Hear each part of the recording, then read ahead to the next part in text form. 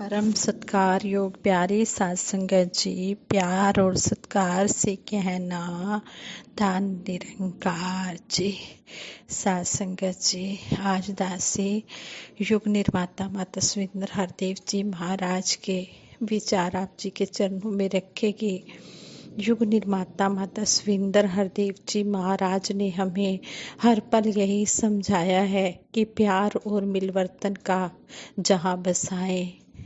साथ संगत जी, ये विचार रखते हुए दासी से बहुत सी गलतियां हो जाएंगी। उन गलतियों के लिए आप जी क्षमा कर देना और सद्बुद्धि देना, सद्विचार देना, सद्मार्ग देना, सुमत बख्शना कि दासी सही प्रकार से विचार कर पाए।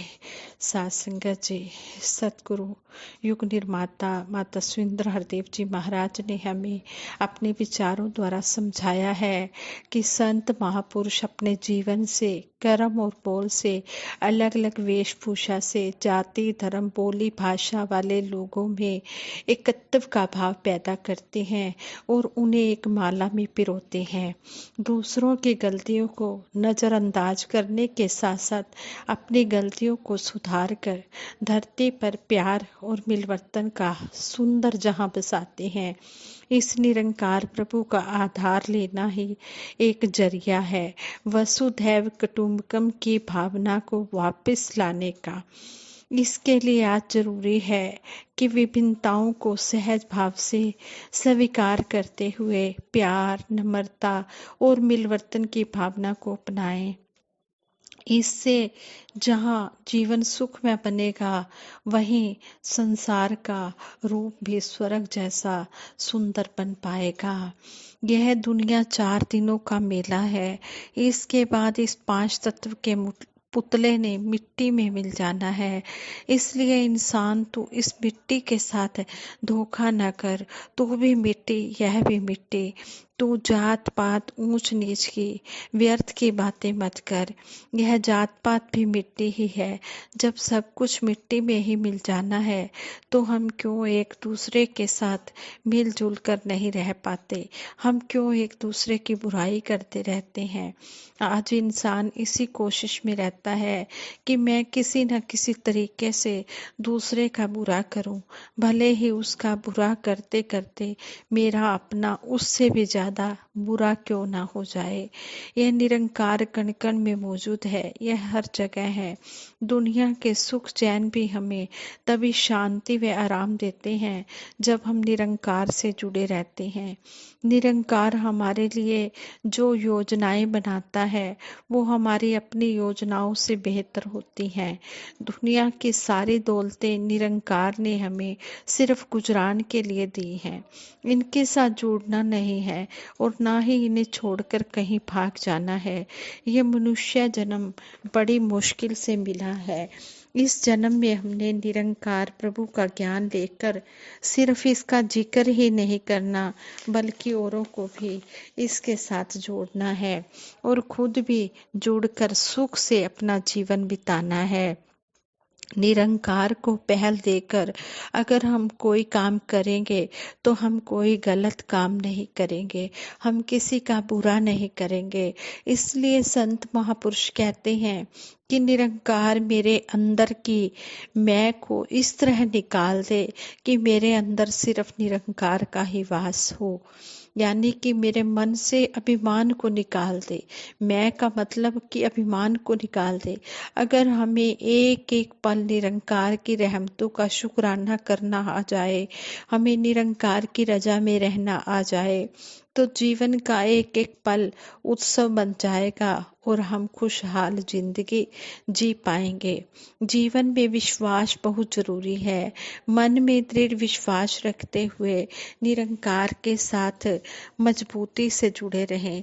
जैसे जैसे हम निरंकार के प्रति समर्पित होते हैं, वैसे वैसे हमारे अंदर पॉजिटिव थॉट्स आते हैं। पूर्ण समर्पण हमारे स्वभाव में आना ही चाहिए। जब एक कैटरपिलर समर्पित होती है तो वह कितना सुंदर तितली का रूप ले लेती है। तितली शुरू में एक कोकून के रूप में होती है, जहाँ उसके इर्द गिर्द सिर्फ अंधेरा होता है। उस अवस्था में वह अपने भविष्य से पूरी तरह अनभिज्ञ रहती है। समर्पण करके वह सुंदर तितली बन जाती है। महापुरुष अपने आप पर नहीं, इस निरंकार पर विश्वास रखते हैं। मन की शांति की अवस्था निरंकार के साथ पूरी तरह जुड़ने से ही आती है। संतों ने बुराई के बदले हमेशा भलाई ही की है। जिन महापुरुषों ने भलाई वाली ऐसी भावनाओं के ऊपर अपने जीवन को ढाला, उनका जीवन महान हो गया। इंसान के जीवन में ऐसी नेक और प्यार वाली भावनाएं तब आती हैं जब सतगुरु से इस ब्रह्म ज्ञान की प्राप्ति करके वो जर्रे जर्रे में निरंकार प्रभु के दर्शन करता है और हर इंसान को इस प्रभु परमात्मा का रूप समझता है। इस प्रकार वह न केवल अपने जीवन को मधुरता और खुशहाली से बिता पाता है, बल्कि अपना लोक सुखी और परलोक सुहेला भी कर पाता है। ऐसा जीवन सबका बना रहे और प्रीत प्यार नम्रता से सेवा सिमरन करते हुए मिठास से सभी ज्ञान मार्ग की ऊंचाइयों की ओर खुद भी बढ़ते रहें और सभी को प्रेरणा भी देते रहें। समर्पण से हमारे अंदर पॉजिटिव थॉट्स आते हैं और किसी भी विपरीत सोच का कोई असर नहीं होता। इंसान के अंदर यह विशेषता होनी चाहिए कि उसे दूसरों के दुख दर्द में काम आना है, सहानुभूति देना है, उनकी समस्याएं समझना है, ना कि दुख दर्द देने वाला बनना है। इंसान सहानुभूति तो क्या, जानबूझकर वही काम करता है जिससे दूसरों के लिए समस्याएं पैदा हों, दूसरों को तकलीफ पहुंचे। जो दूसरों को इस निरंकार प्रभु परमात्मा सेवा सिमरन सत्संग के साथ जोड़ते हैं, वो खुद भी ऊंचाइयों की तरफ जाते हैं और दूसरों को भी लेकर जाते हैं।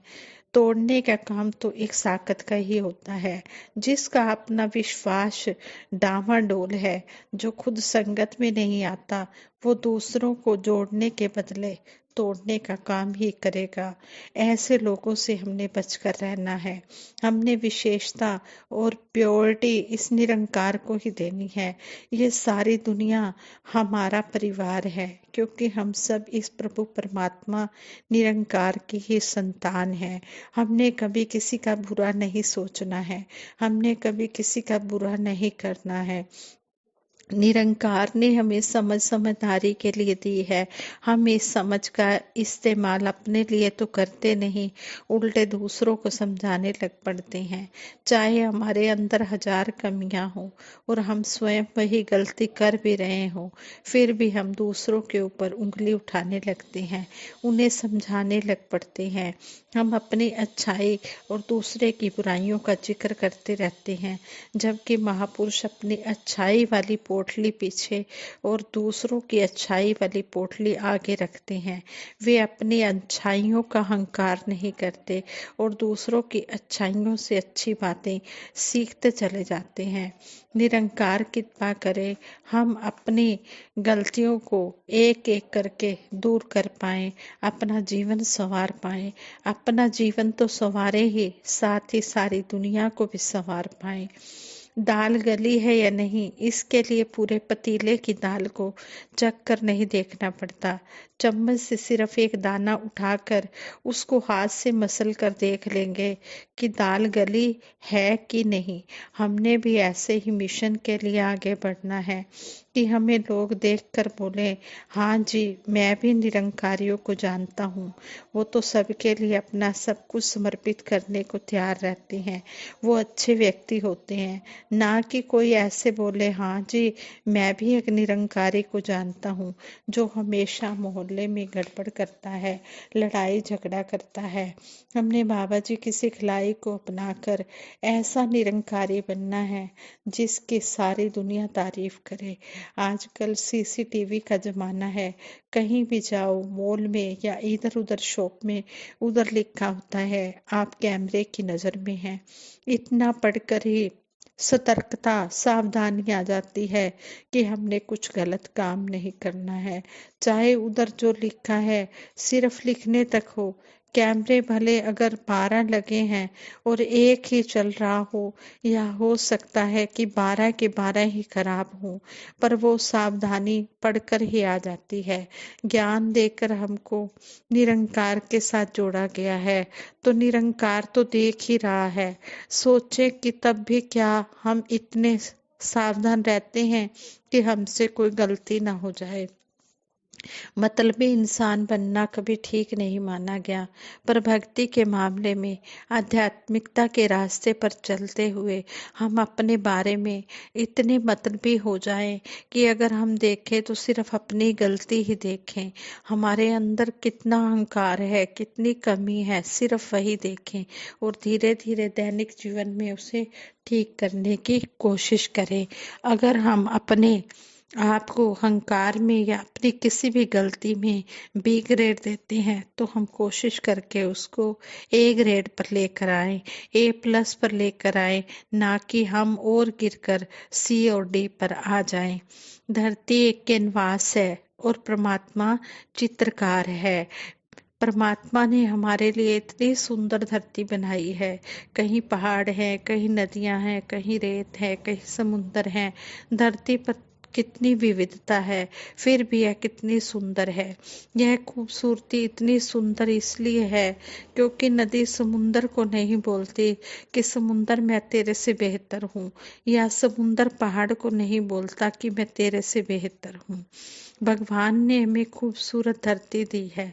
अब हमारा फर्ज है कि हम इसकी खूबसूरती को बरकरार रखें, ताकि जब हम इस दुनिया को छोड़ें तो हम कह पाएं कि निरंकार ने हमें इस संसार में पैदा किया है और हमने भी उसी तरह ही इस खूबसूरत संसार को छोड़ा है। यह सिर्फ तभी हो पाएगा अगर हम अपनी स्वार्थ वाली भावना को मन से बाहर निकाल देंगे और शांति के साथ जीना सीखेंगे। इससे ही संसार में चारों तरफ शांति और सद्भाव का माहौल पैदा होगा। संत समागम आनंद का सागर है। दूर दूर से चलकर भगत जन संत समागम की खुशी लेने आते हैं। सतगुरु एक एक भगत को भरपूर प्यार देता है, सत्संग के साथ जोड़ता है। हम हमेशा सेवा सिमरन सत्संग से जुड़े रहें। संसार में संत भी हैं और साकत भी हैं। साकत और संत दोनों के शरीरों में कोई अंतर नहीं होता। दोनों में फर्क सिर्फ इतना होता है कि साकत अपने अहंकार में रहता है, अपने अहंकार को आगे रखता है, गुरु दर की सेवा और सत्संग से दूर करता है। ऐसे लोगों की संगति का जीवन में कोई लाभ नहीं होता। इनका संग नहीं करना चाहिए। हमें संतों से प्रेरणा लेनी है। संत वह होता है जो अपने अहम भाव को छोड़कर अपने अहंकार और दूसरी प्राथमिकताओं को पीछे छोड़कर सत्संग से जुड़ा होता है। संत की हमेशा यही कोशिश होती है कि मैं दूसरों को भी सत्संग के साथ जोड़ूं, अपने अहंकार को भूल जाऊं और संतों का दास बनकर रहूं, उनका सत्कार करता रहूं। भगत सेवा को अपनी खुशनसीबी समझते हुए मर्यादा और अनुशासन में रहकर सेवा करते हैं। जब सेवा में स्वयं को समर्पित किया जाता है तब आनंद ही आनंद मिलता है। भगत हमेशा यही कामना करते हैं कि हमें और ज्यादा शक्ति और सामर्थ्य मिले, जिससे कि हम जज्बे के साथ बढ़ चढ़कर तन मन धन की सेवाएं करते चले जाएं। जो हुक्म में रहकर हर प्रकार की सेवा को महत्ता देते हैं, जो सेवा को छोटी और बड़ी करके नहीं देखते हैं, जो पूरे जज्बे के साथ सेवा को उचित प्रमाणित करते हैं, जो सेवा में पूरी लगन के साथ योगदान देते हैं, उन्हें हमेशा अच्छे रिजल्ट मिलते हैं। ऐसी सेवा करने वाले खुशी प्राप्त करते हैं और औरों के मनों में भी अपना स्थान बनाते हैं। साथ संगत जी, ये युग निर्माता माता सुरेंद्र हरदेव जी महाराज के विचार हैं। हमने इन पर पूरी तरह से अमल करना है।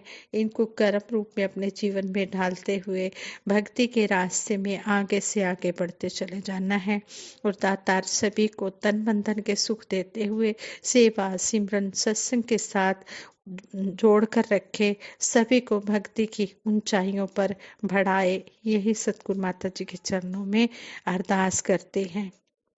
सतगुरु हुंदा अंतरयामी, घट घट जाननहार, भूत भविष्य ते वर्तमान दी होंदी है इस अनुसार। सतगुरु अंतर्यामी होता है, घट घट की जानने वाला होता है। इसको सब पता होता है कि अब वर्तमान में क्या हो रहा है, भूतकाल में क्या हुआ था और भविष्य काल में क्या होगा।